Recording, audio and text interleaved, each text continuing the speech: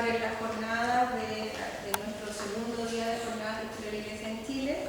Hoy día nuestro presidente no va a estar presente porque nos está representando en el Seminario Pontificio Mayor, porque están con las celebraciones de Santiago Apóstol, así que él se dirigió hacia allá y nos dejó a nosotros acá, enviando obviamente todos nuestros saludos.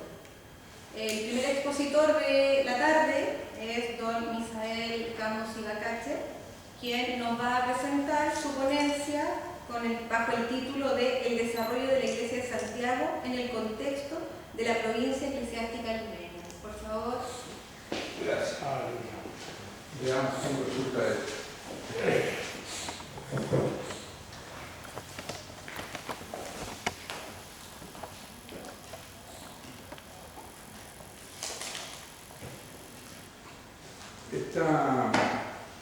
Este estudio,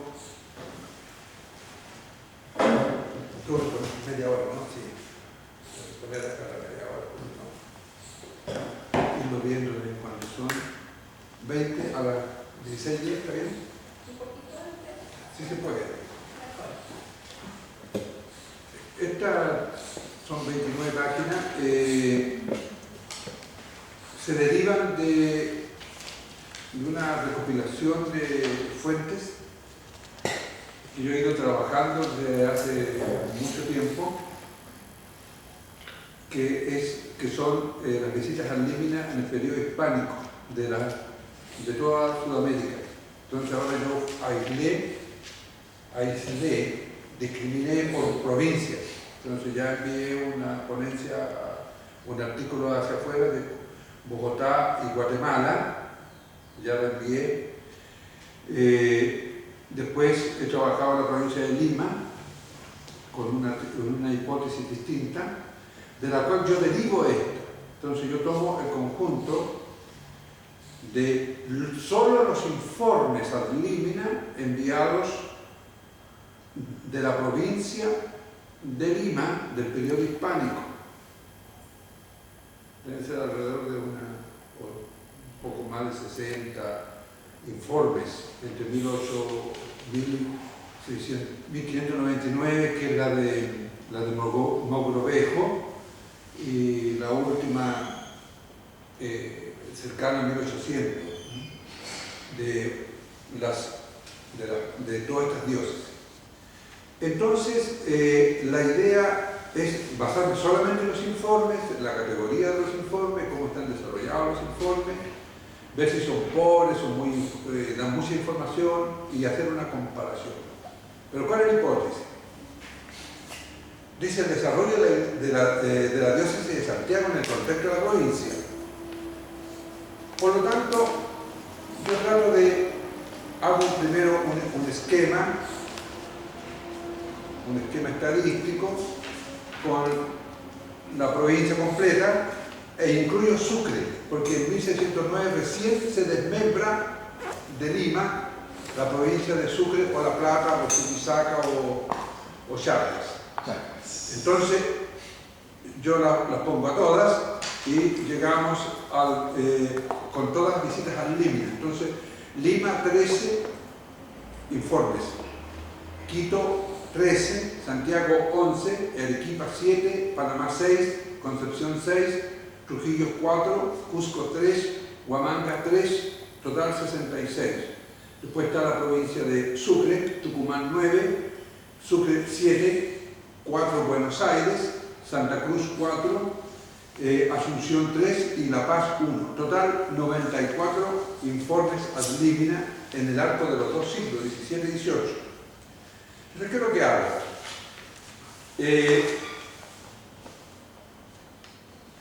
Aíslo la provincia, la metropolitana, la sede metropolitana de Lima, que tiene 13.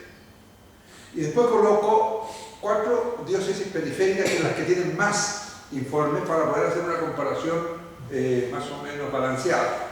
Entonces está Quito, Santiago, Tucumán. Esas son las 4 diócesis periféricas que yo llamo. ¿Cuál sería la hipótesis? ¿Por qué estas 4 diócesis periféricas, de nuevo, Quito, Arequipa, Tucumán y Santiago logran un desarrollo sostenido hasta 1800 y se pueden mostrar como diócesis plenamente desarrolladas, con todas sus estructuras. Esa sería la hipótesis. Entonces la hipótesis ahora, que explica el factor de la hipótesis es este, que a mayor distancia se activó el atributo de la autonomía episcopal. Eso es muy típico de la Iglesia Católica. Cada obispo es, en términos medievales, es emperador en su reino. Hasta el día de hoy el derecho canónico lo mantiene así. Cada obispo es rey, no emperador, impera él en su reino, que es la diócesis. Entonces, eso es técnicamente, ¿ya? Entonces se activó. Piensen ustedes en la estructura antes del 1900. Todo pasa por el cabildo eclesiástico, que es un senado del obispo, ahí tiene que servir todo lo que él va a hacer. La sede es vacante, inmediatamente está el vicario que se nombra desde allí mismo, el vicario capitular, que nace de ahí. Recordemos que la historia es así. Los administradores apostólicos son figuras posteriores, pero siempre emerge este administrador, este vicario transitorio mientras llega el otro, pero es el capítulo el que lo pone. Bueno, entonces trabajo esta idea, esta hipótesis, y dentro de esas 4 diócesis periféricas, la diócesis de Santiago es la que adquiere mayor maduración. Nuevamente, ahora les voy a contar el secreto, dónde está mi hipótesis, mi teoría epistemológica, en Fernando Brodel. ¿Ya? El famoso texto Felipe II en el Mediterráneo y todo lo que pasó en el Mediterráneo del siglo XVII. Entonces él trabaja la hipótesis que el Mediterráneo se desarrolla en 2 factores, la geografía física y humana. Entonces cada lugar da características propias influyendo en la geografía. Entonces léanos, son 2 tomos brillantísimos donde el tipo de geografía determina a la persona, que esto es todo. Digamos, induce a formarse un carácter de la persona. Entonces yo voy trabajando de los informes Sandímina, que son estos, yo aíslo los informes y los confronto con la diócesis de Lima, que es la sede metropolitana. Primera característica, la sede metropolitana tiene una frecuencia de 13, o sea, cumple con la norma de 1585 del Sixto V, de cada 10 años enviar informe, cumplí con la visita. Pero desde el 1721, que es la última cumplimiento del precepto, es simplemente una prórroga. Por lo tanto, solo el siglo XVII cumplió Lima. Siglo XVIII no hay informe para Lima. Estas otras diócesis tienen la particularidad que tienen, ustedes escucharon, 11, 12. Entonces Santiago tiene 4 o 5 y 6 en ambos siglos. Por lo tanto, usted puede construir el desarrollo. Porque son informes, son lacónicos, 4, 5, 6 paginitas en latín, algunos en castellano, trozos, pero que van informando del estado de la iglesia. Tengo tantas parroquias, tengo, ¿no es cierto?, seminarios con 4 alumnos, 5 alumnos, tengo monasterios tanto con tantas monjas, tantas novicias. Entonces uno puede ir haciendo la radiografía de la estructura que sea. Yo les recomiendo, no porque sea autorreferente, yo recuerdo haber publicado en el anuario la visita ad limina de don Manuel Dalday, que no está en el Archivo Vaticano y que yo la descubrí en el Archivo Nacional, el manuscrito de Izaguirre. ¿Se acuerdan de Izaguirre del siglo XIX, el historiador? Don José Víctor. Él hace una traducción en Roma. El manuscrito está ahí en el Archivo Nacional y la otra la encontré en el Archivo del Arzobispado de Santiago. Entonces yo tengo el texto en latín, la copia que se trajeron de alguna parte, Silva Cotapos da referencia de que el informe ad limina pasó por Lima, pero seguramente alguien lo recogió en Lima, la copia. Entonces, eso existe. Hasta el día de hoy no hay ningún otro mejor informe que el de Manuel Galday, de toda Sudamérica. Yo en este momento conozco todas las visitas al límite de Sudamérica, desde México hasta abajo. Yo creo que no hay otro en América que conozca todo el sistema de visitas al límite, con lo que he hecho yo en el Archivo Vaticano y otras cosas. Por eso estoy publicando por provincia, porque llegué en la etapa final de estas publicaciones. En la década hasta el 80 todavía se veía un investigador que estaba con las visitas al límite y le decían ya, recopile y publiquemos, editemos todas las fuentes. Hoy día no se puede hacer eso. Yo averigüé, hice los contactos, no hay financiamiento para publicar fuentes en Europa, que podría ser menos acá, ¿no? Entonces, porque esto hay que tener el texto en latín, traducirlo, hacer una de 500, no sé cuántas páginas será, publicar todas las visitas al límite de Sudamérica. Entonces, la decisión por consejo de una colega de la Universidad de Valencia, que experta en visitas al límite de España, es la única que ha publicado todo lo que es la diplomacia de la visita al límite, todo cómo nació, cómo se desarrolló hasta el día de hoy.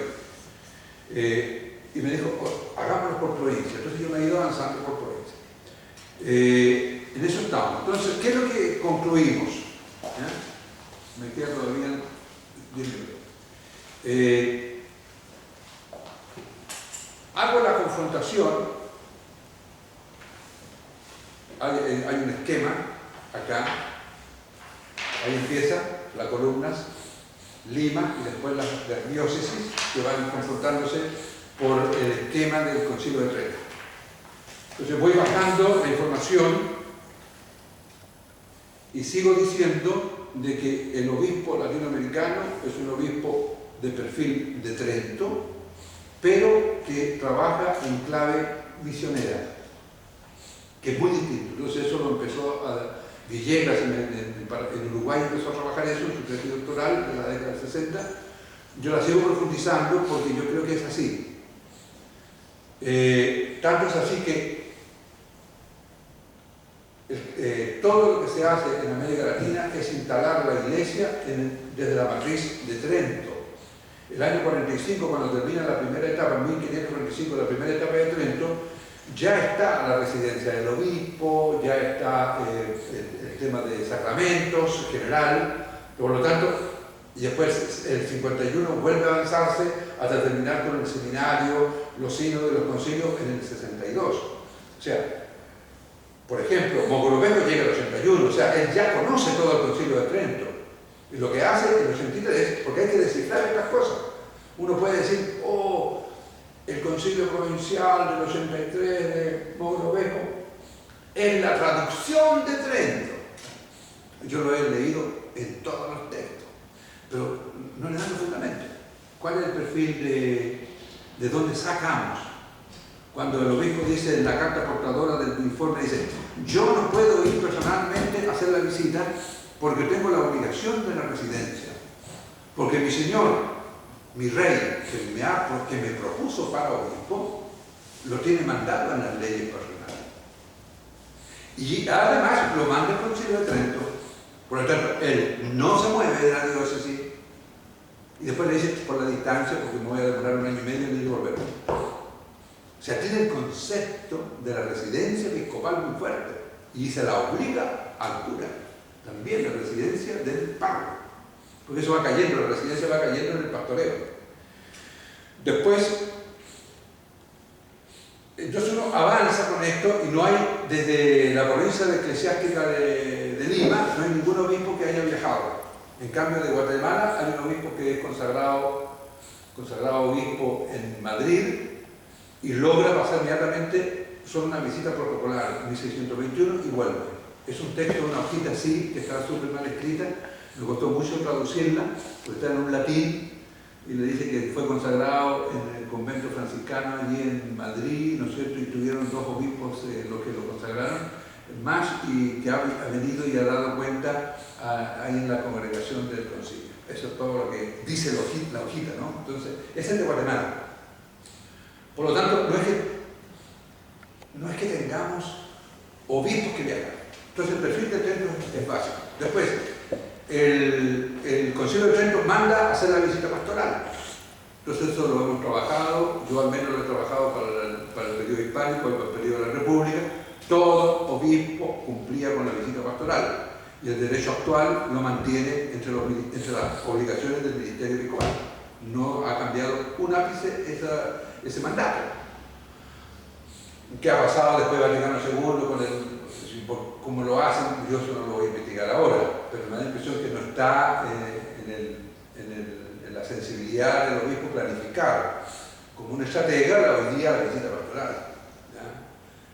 Lo hace, seguramente va 2 días, revisa, celebra la misa, pero esa visita de 15 días que mandaba 2 jesuitas, 2 seculares, 2 franciscanos adelante, 2 dominicos, lo mandaba adelante, preparaban a la gente, llegaba él y tenía todo el día durante una semana para conversar con la gente. Ese trabajo hoy día es distinto. No estoy criticando, sino que es distinto solamente. Entonces tenemos la visita pastoral, tenemos la residencia, tenemos la fundación de los seminarios. No hay ninguna diócesis que no haya fundado seminarios. Ahora, que tuvo estudiantes no tuvo, es otro problema. Hay trabajo sobre eso, yo lo cito en mi texto, como todas las diócesis, las 40 diócesis de América, tuvieron sus seminarios. Unas más tardías, unas más temprano. Mogrovejo en la primera Informe al Limina lo dice: tengo mi seminario y tengo beca por los más pobres. Lo dice en 1599 y le manda allí.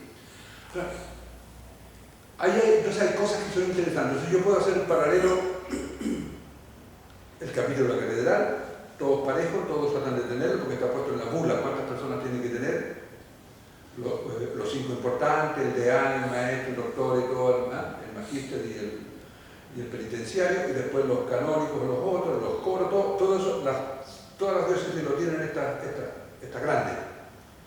Otras se quejan, no he podido llenar el doctoral porque mi clero tiene falta de formación. El seminario tengo 16, el nuestro tenía 16 cuando hizo el informe de don Manuel Dalday, 1773. Otros tienen 9, otros no pasan de 12, otros tienen 4, pero todos tienen seminario. ¿Dónde está un tema interesante que yo logro desagregarlo? Es el tema que manda el Concilio de Trento en el 62, cuando termina, el hacer sínodos anuales y concilios bienales, concilios provinciales. Mogrovejo dio la pista cuando él pide prórroga, de que es imposible hacer concilios provinciales cada 2 años. Entonces él pide la prórroga y no sé si un Gregorio XII por allí le da la prórroga, que lo haga cada 5. Entonces dice: yo ya he hecho el 83, el 91 y el 1601, estoy haciendo el otro, lo tengo convocado. Cuando escribe el 99, escribe el informe al Limina. Entonces es interesante que él cumple con eso, pero ningún otro concilio más que el del 83 es el que tiene impactos grandes y que se ha publicado, las actas, las normas, todo se ha publicado y se sigue estudiando. Entonces cuando yo hago el barrio en la otra provincia, no hay más concilios que estos. Después Sucre logra hacer uno, pero muy mal hecho, que sin gran impacto en 1629, y no hay más hasta el 1761 que por el nuevo rey, el de la corona, Habsburgo, quería hacer una reforma profunda. Manda hacerlo y no es aprobado ni en ninguna parte. Para el 5º centenario se publicaron los cánones acordados en Lima y en México del 71, a 1771, pero no fueron aprobados, por si acaso. Entonces yo hago la listita. En cambio, aquí entonces hay un problema. Nos hicieron más concilios provinciales después del 1601 en toda la provincia eclesiástica. ¿En qué se sostuvieron entonces las diócesis? Al buscar en estas 4 diócesis Santiago, Tucumán, Quito, Arequipa, encontramos pocos sínodos. ¿Quién tiene la que tiene más sínodos? Es Santiago. Entonces, el aislamiento de Santiago, la geografía, Brodel, nuevamente Brodel, salta como ya del primer obispo, ¿se acuerdan? De 1580, San Miguel, ¿no es San Miguel, cómo se llama? Digo, de Medellín. En Medellín, cuando vuelve, del 83, hace el sínodo.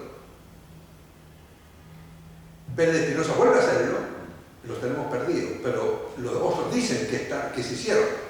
Pero Humansoro logra hacerlo el 63. ¿Cómo lo descubre don Carlos Oviedo? Leyendo el de Carrasco y empieza a extraer las citas que hace don Bernardo, Carrasco y Saavedra, hace del sínodo diocesano de Humansoro, del 63, 66. Lo hace y empieza el reconstruyó. Pero nosotros tenemos el de Salcedo de 1626, que una parte se dejó a un lado por la corona por el problema de los indios huartes. Entonces tenemos Medellín, Pérez, Salcedo, Humansoro, Bernardo, Manuel Larray, el super sínodo. Los dos más grandes, ¿no? Entonces, los 6 sínodos nuestros es incomparable en toda la América Latina. Tenemos 6 sínodos. Y de los buenos, tanto así que don Rafael Valentín Valdivieso en 1858, no pudiendo hacer él el sínodo diocesano, ¿qué es lo que hace? Por favor, recuérdenlo, todos son historiadores eclesiásticos. Hace publicar los 2 sínodos, el de Bernardo Carrasco y el de Manuel Larray, para poder gobernar. Y ahí está la edición de 1858, con lo cual Valdivieso hace. Él no pudo hacer sínodo. Recién lo hace ¿quién? Casanova el 95, el super sínodo. Ese es un sínodo que marcó casi América Latina. Los mexicanos no podían incluso hacer sínodos internos, así que ahí mandaron un vicario apostólico en la década de 1890 y se pudo armar un concilio nacional, pero después de sínodo, pero en esa década solamente, después de tanto tiempo. Entonces, es interesante que, ¿por qué esta diócesis es así? Estamos aislados geográficamente, un clero diocesano desde 1700 adelante, a cargo de los episcopados. Manuel Larray es nacido en Concepción, gobierna 30 años la diócesis de Santiago de 1753, por lo menos, hasta 1778. O sea, y todos estos son obispos diocesanos. Entonces, es interesante mezclar también la procedencia, porque son criollos, aman mucho su tierra, la geografía humana y la geografía física. Se va uniendo. Entonces, eso es lo que hace emerger. Y esta inspiración la termino acá, fue cuando yo publiqué en Hispania Sacra, si ustedes la quieren buscar, la pueden buscar en la web, en Hispania Sacra se llama la revista, se dice, me pueden acusar de chauvinista, que ese es el único pecado que tengo, que yo hago un trabajo y digo que la Iglesia chilena en el periodo del nacimiento de la República es el único referente de maduración eclesial dentro de América Latina, que yo le llamo paradigma pastoral. Búsquenlo, está publicado, no es que yo esté mintiendo en este asunto, sino que yo, bueno, si esto ocurrió en el siglo XIX, porque tenemos una serie de cosas en el XIX. Partimos rápidamente estabilizando la iglesia en 1828, cuando nombran de vicario apostólico a don Manuel Larray, a don Manuel Vicuña, porque estaba vivo Rodríguez Zorrilla, no podían nombrarlo residencial, entonces, pero con dignidad episcopal. Entonces, obispo titular don Manuel Vicuña, pero a su vez vicario apostólico. Entonces hay un tema que se resuelve, la conducción de la iglesia. Entonces eso yo espero que aparezca este año publicado. Me pidieron un capítulo para un libro de la historia de la República, me pidieron la parte de la historia de la iglesia, entonces yo le hago la siguiente hipótesis. El tránsito de una sociedad oficialmente confesional hacia una sociedad aconfesional, que termina en el 25. Entonces, ¿por qué digo oficialmente confesional? Porque está puesto en el artículo 5 del 33. Y voy demostrando cómo la política pública y el desarrollo jurídico va desarrollando la tolerancia religiosa, de una forma muy habilísima, siempre se quedan con la interpretación del artículo 5 del año 75. Pero las cosas empezó mucho antes. Hay una ley del 44 sobre el matrimonio, por ejemplo, cuando empiezan a llegar los alemanes y todo eso. Cómo tienen que hacerlo para el matrimonio, como ellos, no están obligados a casarse por la iglesia, y demuestro, entonces voy armando esa cosa. Pero, ¿qué es lo que hago? La gran misión MUSI, que fue generada por el gobierno de Chile, o sea, por O'Higgins. Entonces, Chile es una cuestión especial dentro de América Latina. Como paradigma pastoral a fines del 18 y a fines del 19 sigue siendo. Tenemos santos, Alberto Hurtado y la Teresa de los Andes, que no son fruto del azar o del invento. Son fruto de familia, de un paradigma de iglesia que terminó en el siglo XIX. Acuérdense que la Teresa de los Andes viaja allí, en el tránsito de los dos siglos, del XIX al XX. Y Alberto Hurtado nace en el año 22, de padres que habían vivido profundamente este paradigma de iglesia. No son santos de presión, podríamos llamarlo así. Por lo tanto, yo sigo siendo muy contento de sentirme en una comunidad cristiana como la nuestra.